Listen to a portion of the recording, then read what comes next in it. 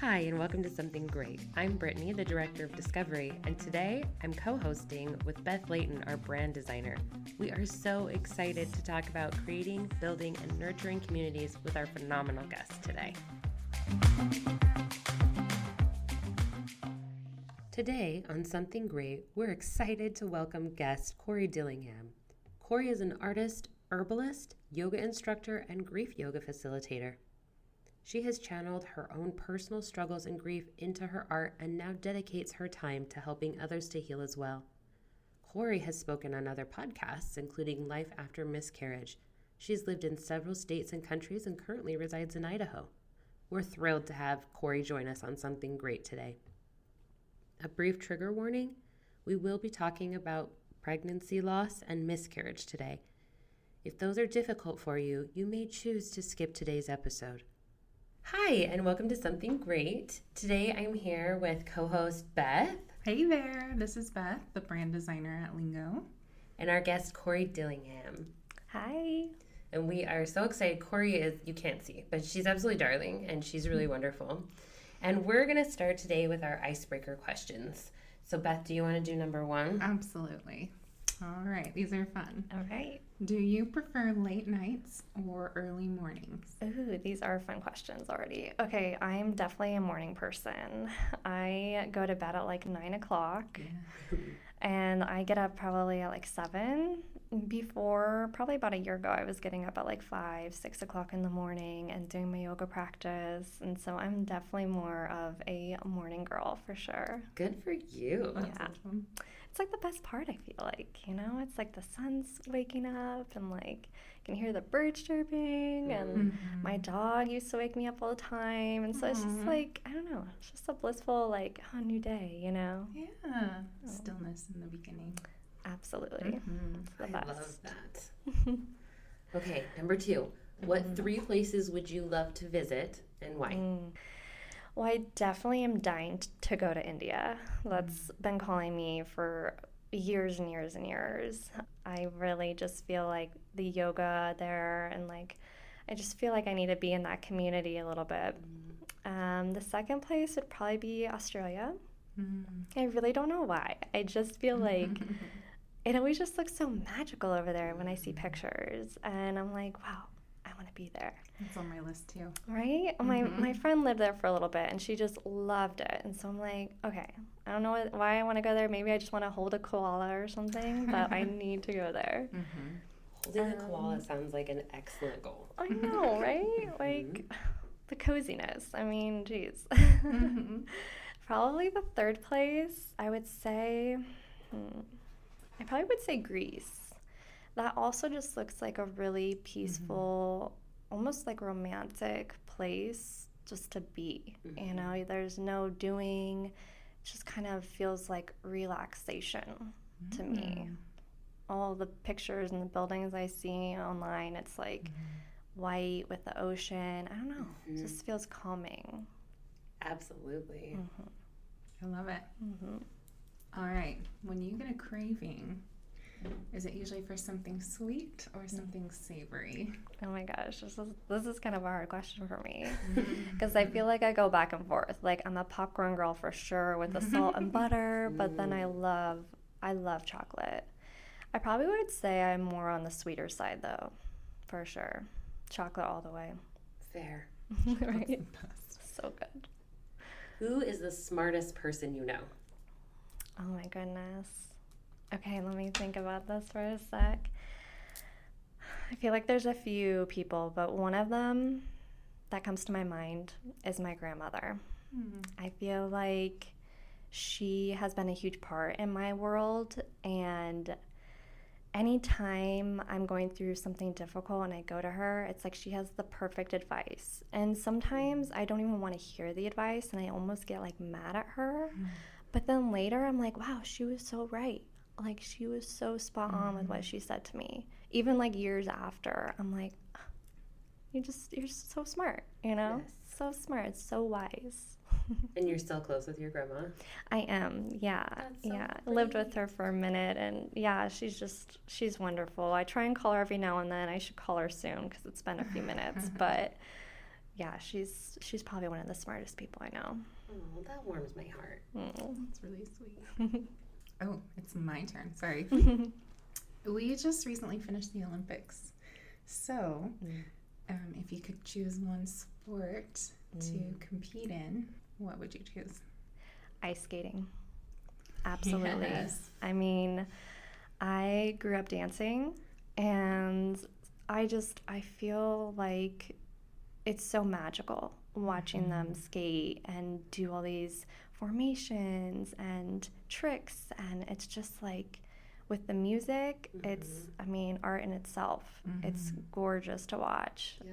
So, and I could watch it for hours. I think that's fitting for you because the really great ice skaters always look like they're almost one with like the ice and the music, and it's like a combination of a person. I could see you being very good at like taking all of those things and becoming an element there. Thank you. That's good.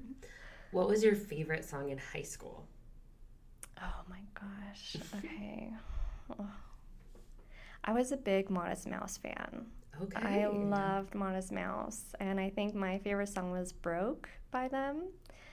Also Death Cab for Cutie. They were also another good band. But definitely Modest Mouse all the way, for sure. A total mood, So good. as the kids would say. Right? It's so true. What is the strangest thing that you've ever eaten? I think this might not be strange to a lot of people, but duck. Like I just don't. I've had it and I did not like it, and it was very strange for me. And that was when I was living in Barcelona, and I just no, it was not a good thing for me. But I'm also very picky, so I guess probably not so much now. But yeah, that was not a good experience for me. That's a big no for the future. It's a big no. But I love duck eggs. No problem. They taste like chicken eggs to me. So I'm fine with duck eggs, but yeah, I'm not adventurous in that way of like eating random crickets or no. That's okay. I'm not either, don't worry. Like almost makes me like sick thinking about it, you know? Like, And let's move on. No yeah, more I know, talking right? about I don't that. even want to think about that duck. All right. If you could wear only one color for the rest of your life, what would you choose? Green. Yeah, I love the color green. So Is there a significance to it, or good? I think for me, as you guys know, I'm a yoga instructor, and I work with like a lot of the chakras, and that's about energy, and green is the heart chakra. And I've always been very open with my heart. I mean, my mom would even say, like, from a young age, I was always just so open and like love everybody. And so for me, I just feel like I really truly walk with my heart open, and that color is green that's associated with it, and so I'm attached to it. That's really neat. Thanks. What is your superpower? I feel like my superpower is I am really intuitive. Again, talking about energy, like I'm a big energy person. Not everyone's gonna, rub me the nice way or rub me the wrong way. It's really just about how their energy is. Yeah. I would say my superpower is being just intuitive and like knowing what is good and what is bad for me in the moments. Which is so important. It's really neat. And just the little bit that we chatted, the couple of times we've met, I can tell that you're a seeker. Like you search for like the best path for you. So that makes a lot of sense, that intuition is a strength. Thanks. Yeah. I feel it. Well, as you can tell from our outro, we have all kinds of things. Our intro happens before our outro. We have so many things to discuss with Cory today, and I was thinking maybe we could start with your art. Is that okay? Yeah, absolutely. Okay, so I want to hear about your creations. You do some weaving, you've done all kinds of things. Talk to me about that. Yeah, so I've been pretty creative for years. I mean, I grew up watching my mother sew all my clothes. I was in a lot of plays when I was younger, so she would make all my costumes. Wow. And then even her mom was a sewer. So I kind of got this gift from my mom and my grandmother. And I began my shop, and it's called Peace, Love, and Crafty. I started that about 10 years ago. And I was, so I was like 24 at the time. And wasn't really sure where I was going with my life, but I just wanted to tap into my creativity again. And I started sewing again. And I started creating pillows with applique on it, with like owls and giraffes and elephants.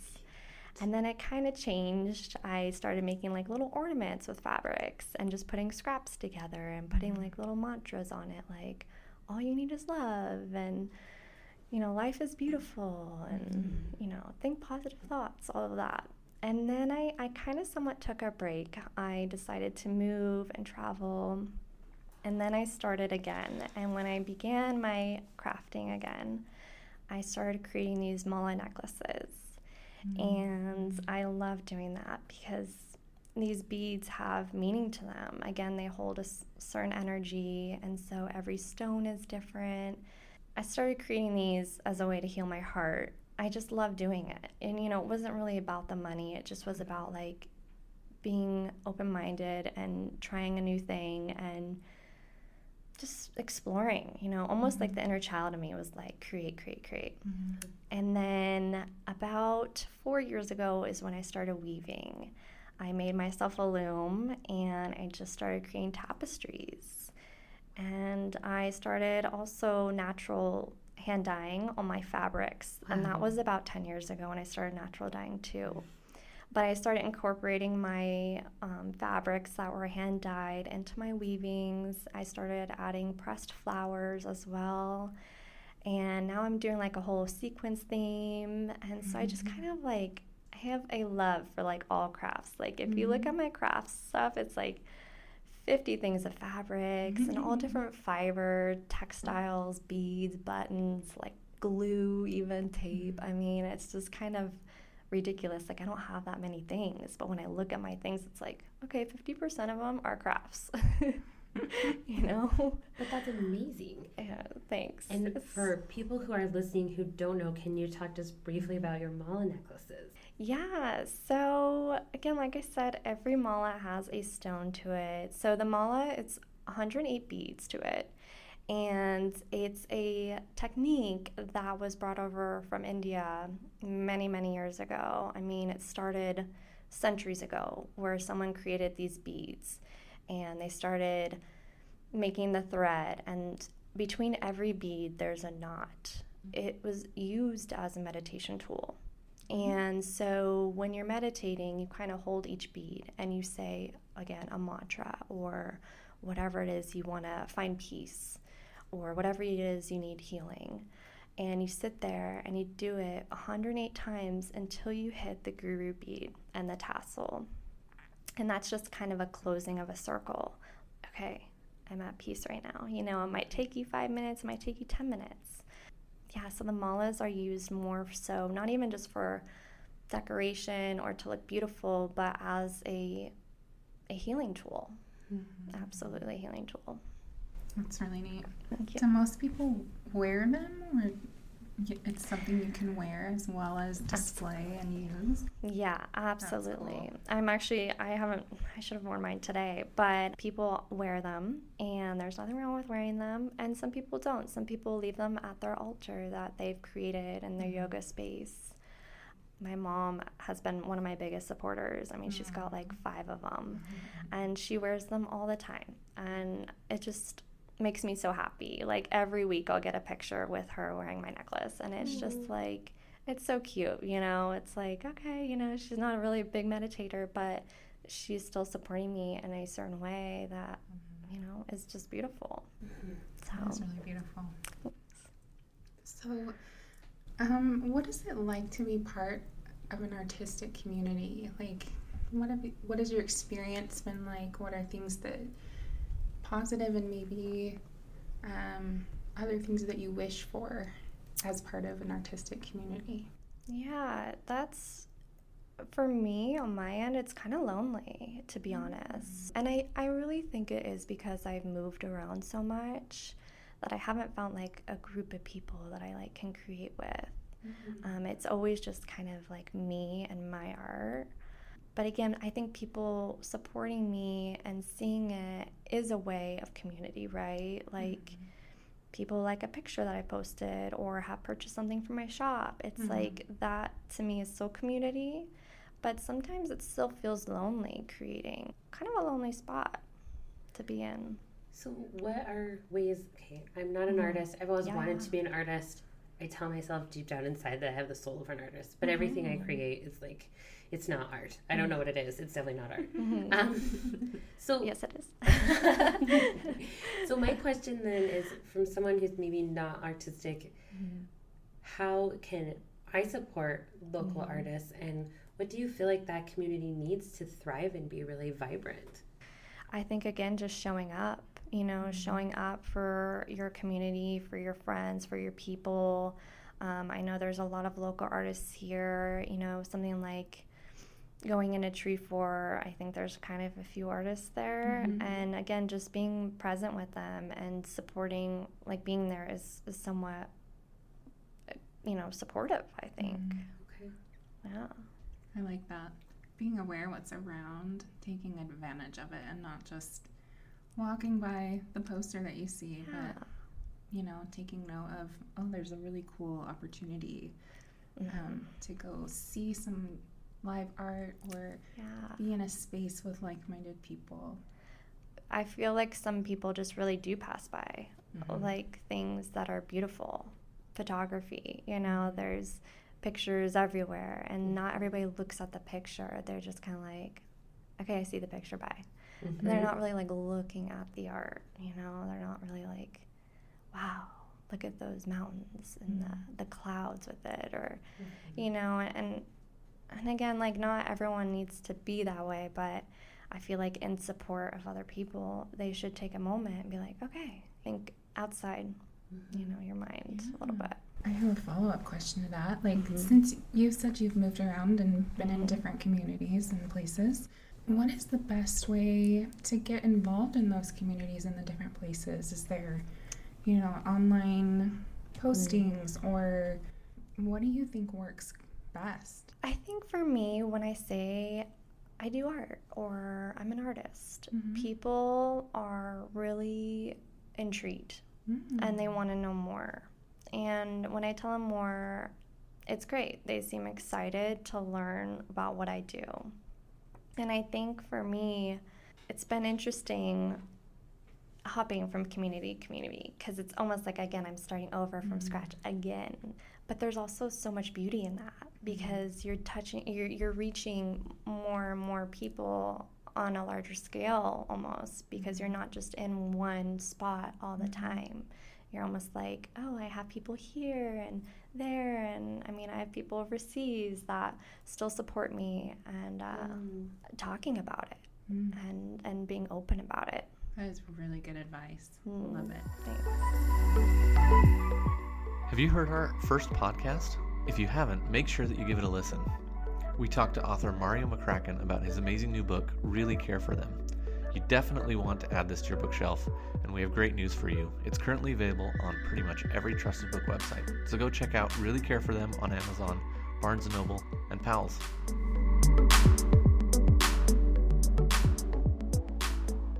So, art was something that kind of helped you to heal, right? You've had some pretty deeply difficult moments in your life. Yes. Do you want to talk a little bit about that?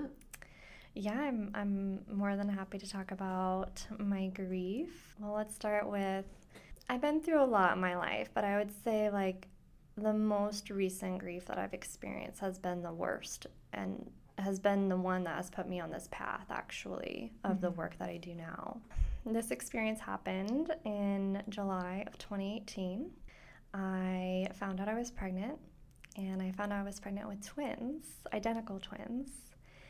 And everything was going so great. I had, honestly, the first trimester was beautiful. I mean, I was going to doctor's appointments every 2 weeks because I was high risk that I needed to get checked up so frequently.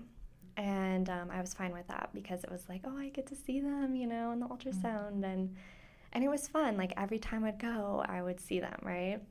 About second trimester was when I was like, okay, I'm starting to get big, like really big. And I'm a petite person. And so when I reached 20 weeks, I was measuring at like 25 weeks. And when I hit about 23 weeks, this was in November, this was the week of Thanksgiving, I decided to take a trip to go see my family in California. And right before that trip, I went to my normal doctor appointment. She's like, everything looks so great. You're free to go on your trip. Have a great trip. She told me at that time I was measuring at 31 weeks. But she's like, don't worry, you're fine. And so I go on this trip, and I get to California, and this is kind of when the fires were happening. I'm from Northern California. So the fires were like, right when I landed, I had a terrible migraine.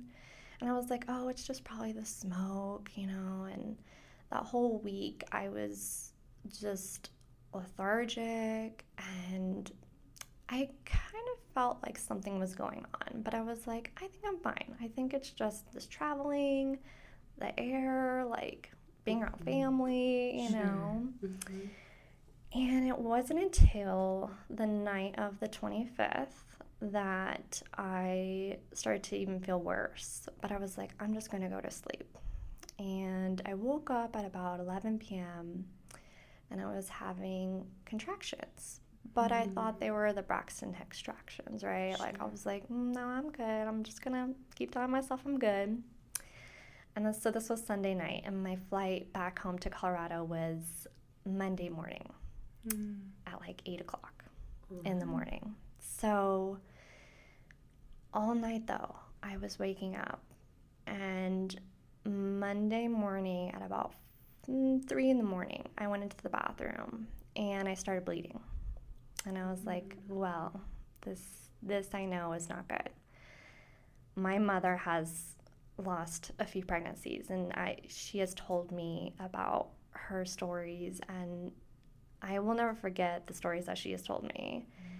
And one of the things is like, I was bleeding and I knew something was wrong. So when I was bleeding, I knew something was wrong. I went into her room and I was like, I'm bleeding. She's like, okay, well, we gotta get you to the hospital. So thankfully she lived 5 minutes from a hospital. I arrived to this hospital. I had been there so many years ago in high school, but this was not a birthing center. They didn't know me anymore. I didn't know these people. Right when I got in there, my water broke. And it was very scary. I mean, I was in this room with like 20 people, nurses, doctors. I mean, I was overwhelmed. And they were just putting IVs in me and making sure that I was going to be okay. And since it was a high risk, it was a danger. And they had called this doctor from San Francisco, and she came up, but I had to wait. So I was sitting there, water broke, my contractions were like a minute apart at this point. And it was the longest hour and a half I had to wait. I was just like, oh my gosh, But this doctor was like, don't, like if you want to try and save these babies, don't push. So I didn't. And then when she arrived, she told me right away she did not think these babies were going to live. Yeah. So I was like, okay, I'm just going to prepare myself right now. I'm just going to do it. And she moves me into this room. And she tells me what she's going to do. She said, I'm going to help you deliver these babies. But if something happens, I have to put you under because you are high risk and I can't imagine, something happening to you. You are the most important person right now. Yes, these babies are just as important, but like you need to make sure you're okay. It's like, okay. So I gave birth to Jackson, and right away they moved him to the incubator. And what happened was baby B, his name is Jude, My cervix had closed up. I think I just was like, nope. He was like, I don't know, I'm not ready to come out. But it was just unsafe for him to stay in there. Yeah. And they had to put me under. So she put me under, and I woke up about 10 minutes later in this room with my ex-partner next to me, holding Jude, crying. And he just is like, I'm so sorry. Like, our baby has died. Like, just died. So and he was a mess. He was a mess. He was rocking him back and forth, crying, screaming.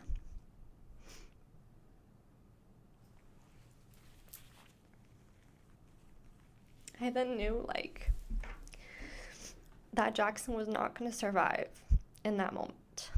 You know, the doctor didn't come see me yet, but I knew that since Jude left, like, there's no way that Jackson was going to survive.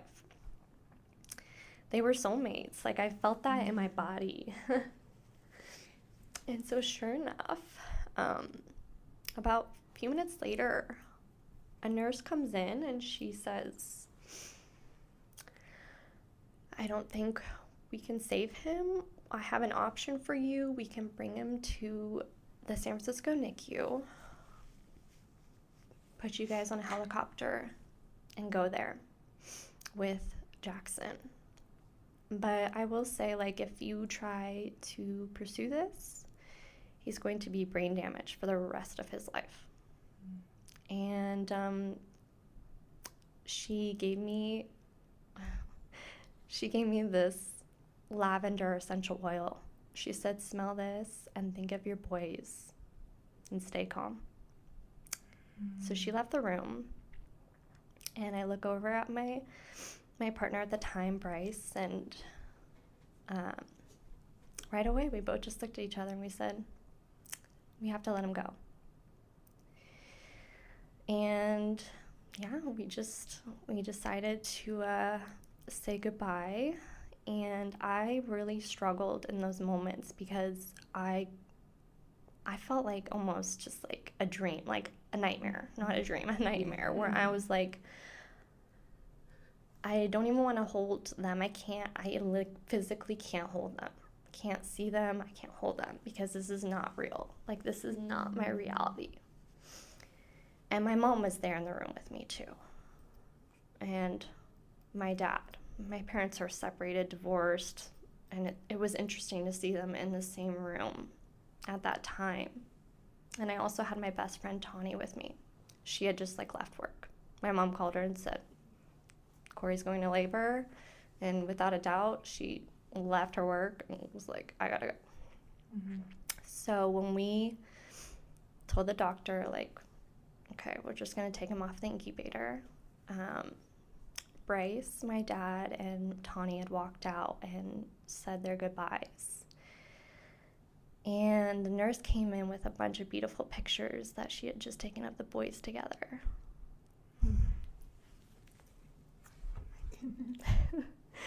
And yeah, I'll never forget my friend Tawny. She was like, they look so peaceful.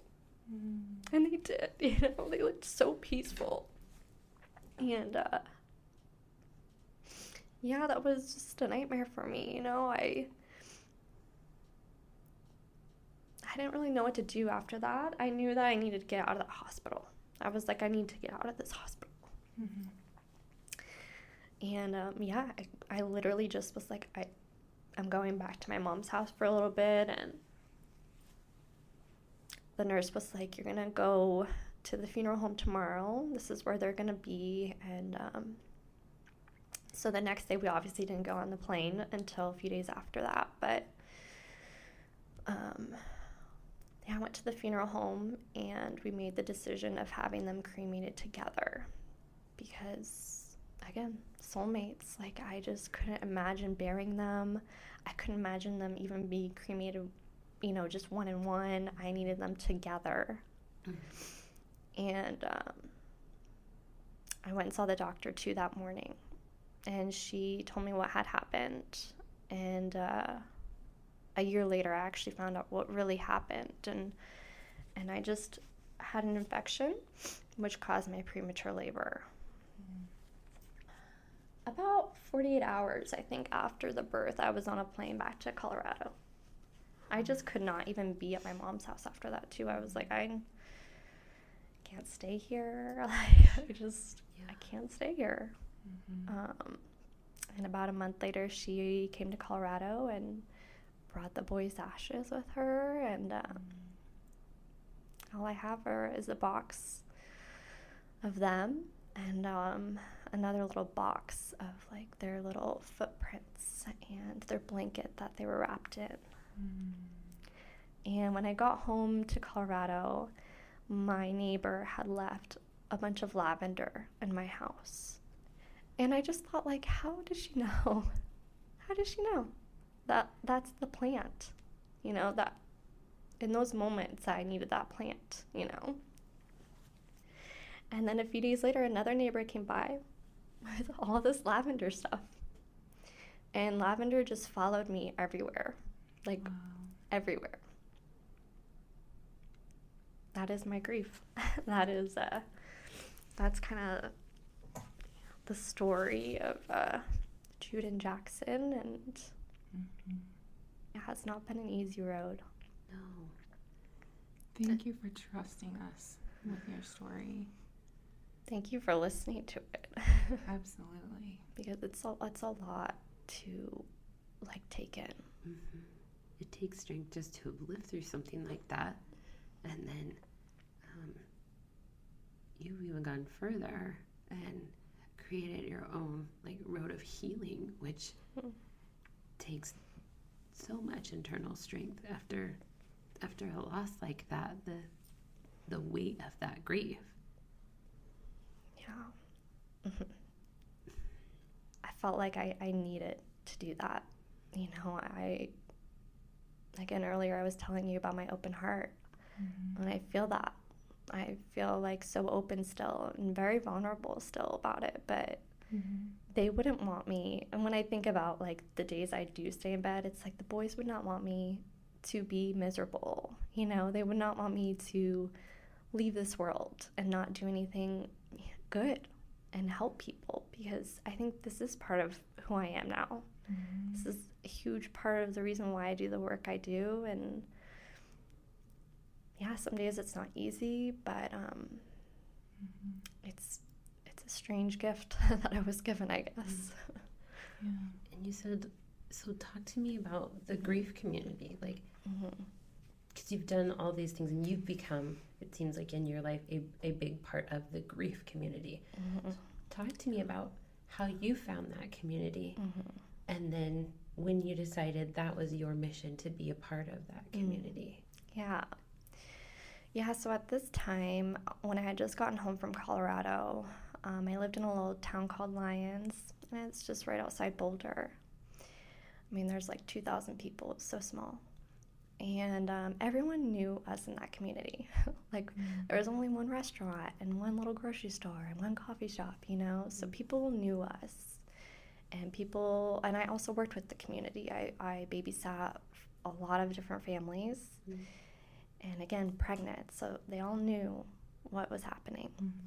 And I just was amazed and so humbled when we got home. So many people had driven from Fort Collins, which is where I was previously, about an hour away north. People would drive down. They would deliver groceries, flowers. They would just come and check on me. I had friends fly actually to Colorado to see me right away. I also just had neighbors that just came and nurtured me and just held me, and it was really a beautiful thing. And not everybody really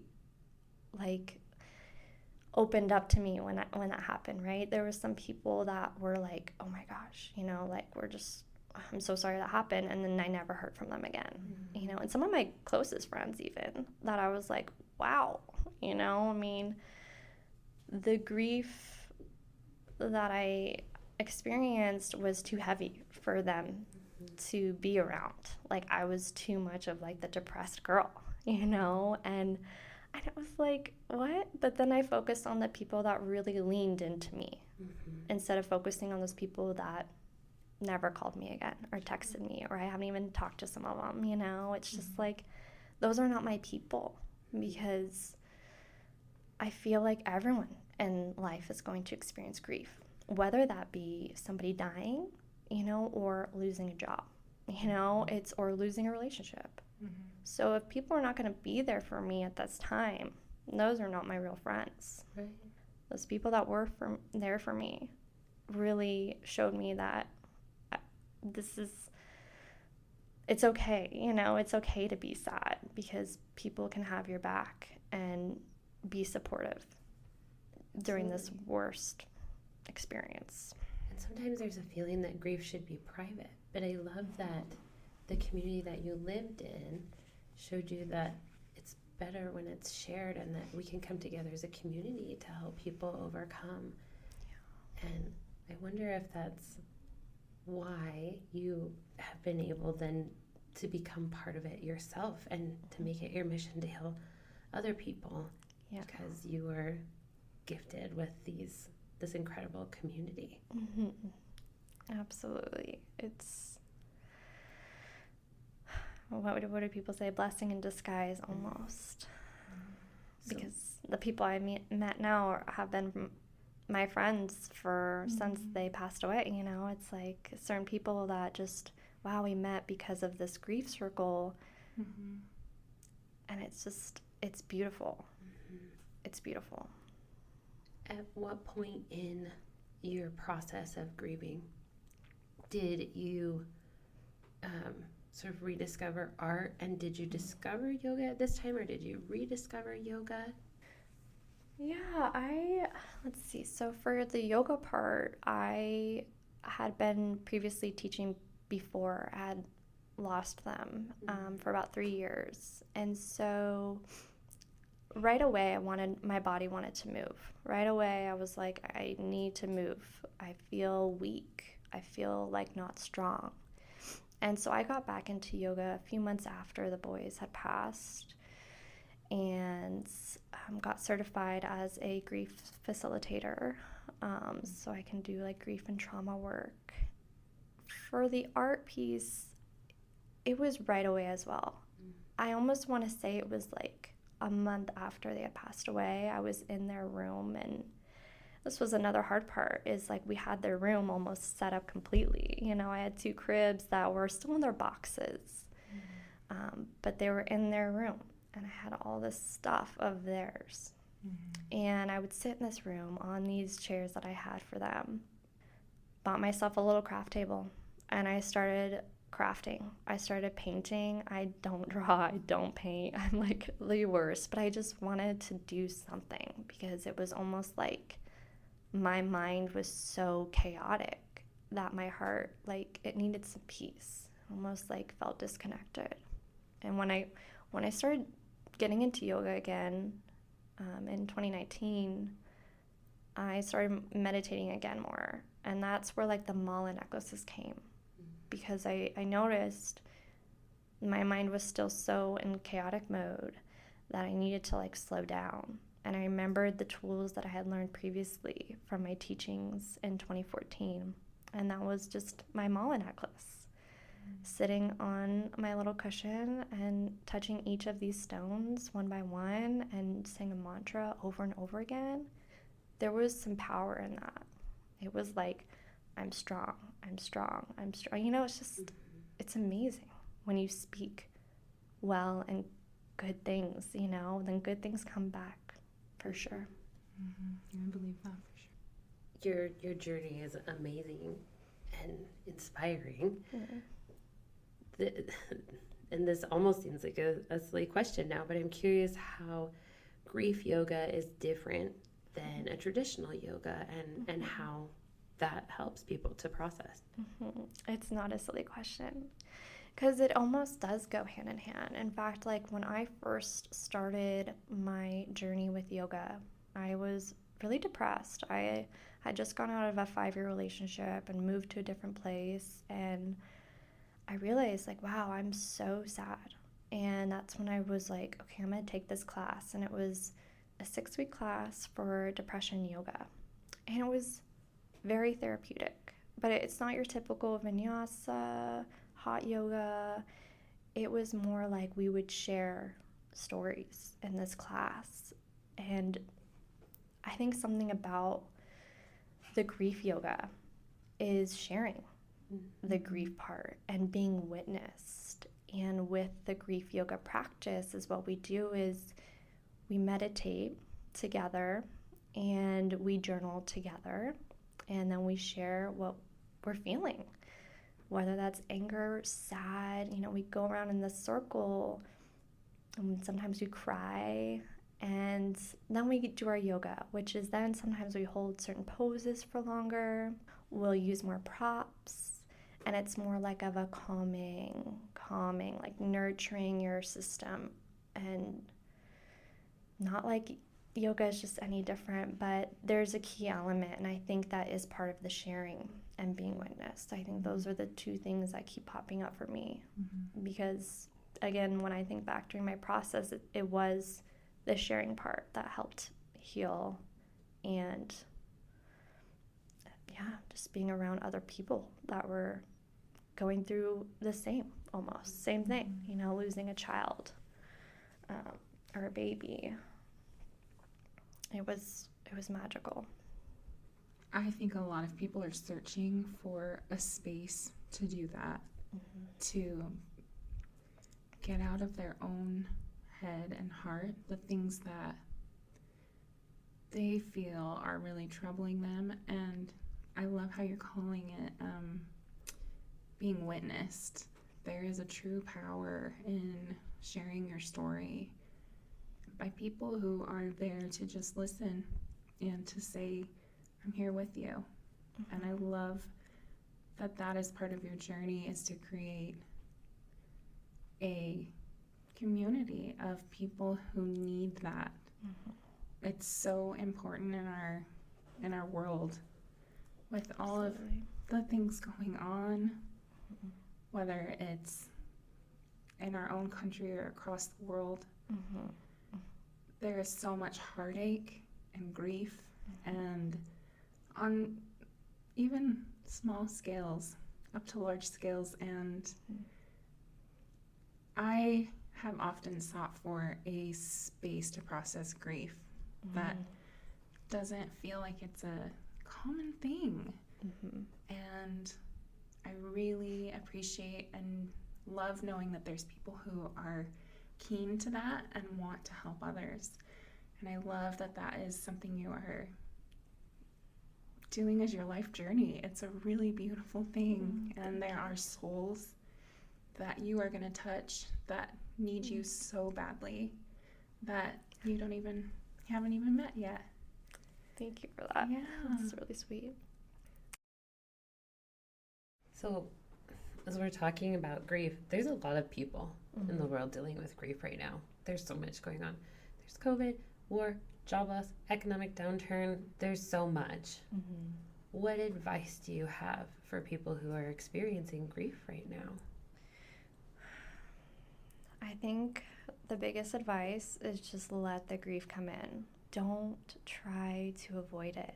Don't try and feel like you need to be perfect, or you can't cry, or you can't scream, Feel your feelings and feel that grief, because if you keep it in your body, it will not be so much fun later. It will not be a fun situation. Talk more about that. What do you mean by that? Over my experiences in this life, I have hid so many things in my teenage years. And then as I got older, I kind of got a little wiser, right? And when I started doing this work, I was like, wow, I didn't know that incident when I was 15 really hurt me. I had no idea that when I was 18, I went through this breakup. I had no idea it hurt me as much as I did until just now, which is happening again, right? It kind of shows you like things will come back again if you don't deal with them right away. I'm somebody who believes in that. You have to feel your feelings. Have to feel them. It's so important. And in a healthy way, of course, but you know. Oh, sure. I was just going to ask, like, what would a first step be for somebody that's seeking that grief community or an opportunity to share what they're feeling? What would you suggest? Well, they can reach out to me. I'm just kidding. No, that's great. But We'll have your information We'll in our link you in the notes. show notes. Absolutely. I think the first thing is to seek others, to seek therapy, or be outside in nature was another big one for me. Being outside and being grounded and breathing. A lot of us do not breathe.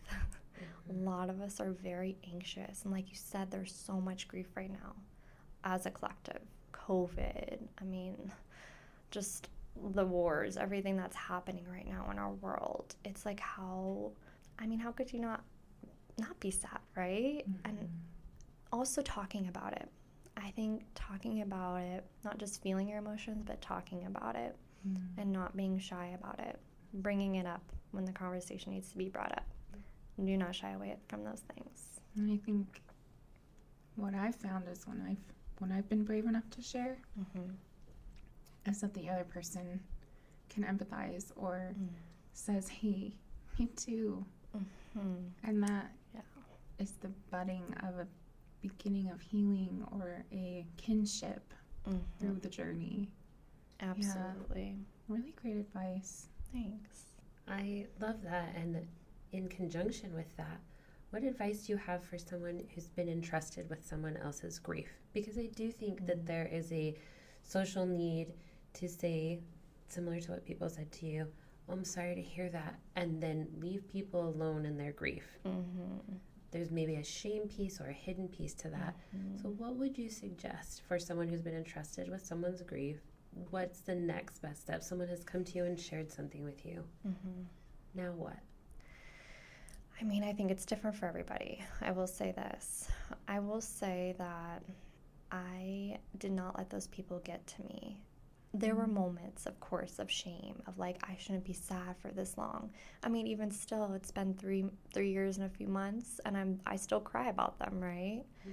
And there's this little part of me sometimes that peeks in. It's like, oh, you shouldn't. But like, who is that person to tell me that I shouldn't, right? And so it's almost like trusting yourself and not relying on someone else's opinions of you matter, because they don't. We often care about what other people think of us, but we shouldn't. We shouldn't. And if they are making you feel a certain way, kick that person out of your life. They are not meant to have a space in your world. I mean, that's just how I felt with every person who has kind of disappeared in my life, where it's just like, okay, you were only there for a season or reason, whatever it is, but just don't listen to anybody else. Stay with what you feel, because that is the truest thing that you could do for yourself. And as members of the community, then it's our job to give people the room to grieve and to breathe, to not encourage them to feel shame. Absolutely. Absolutely. We know this is a really interesting thing, and I don't know that it's unique to right now. We know that there's more grief coming. If you watch the news, there's things that haven't touched us yet that are going to. How do you prepare for grief you haven't yet felt, but that you know is approaching? That is such a great question. Honestly, you cannot prepare yourself. You're setting yourself up for failure if you're trying to prepare yourself for that. Those are expectations, right? Like, I expect to be sad in this time, and it's like, you can't hold those expectations, or because you don't know until it actually is here and present with you. There was moments in my pregnancy where I was like, well, what if this happens?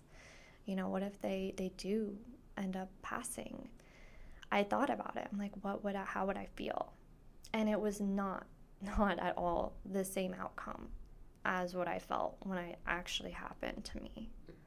So I think trying to prepare yourself, it's smart to be like, okay, to think about these things, but you can't really prepare. It's truly so hard to prepare for grief. It's about remaining open and just allowing yourself to feel what you're going to feel. Remaining open is perfect. Yep. Okay. I would say that. Yeah. And just trust too. Trusting that the universe has your back, that, spirits are on your side and they're guiding you every way, whatever, you believe in. Grief is an interesting thing. To our last question, what is your something great that you want to leave people with? I will say that grief changes over time, that you won't be this sad forever. You are going to have good moments, and just remember that grief feels like waves. It just comes clashing at you in certain moments and certain times, and then it goes away. It always remains there, just like the waves. So I feel like remaining open, just like you said, remaining open, and know that emotions do change, the grief will change. Thank you so much, and thank you for creating grief communities as you continue to move along, where there's safe havens for people to feel and experience their grief. That's such a unique gift. Thank you. It's a beautiful life work. Thank you. Thank you for having me. Thanks for being with us, Cory. It was such a pleasure. It was my pleasure. It was an honor. Thank you. Thanks for joining us today. We hope you feel inspired to do something great. And thanks to Lingo for sponsoring this podcast. Lingo is the most effective way to connect with customers in the moment they need you, deepen engagement that leads to dramatic results, and build communities so that your business continues to grow. You can find us on Facebook, Instagram, LinkedIn, or at liiingo.com. See you there.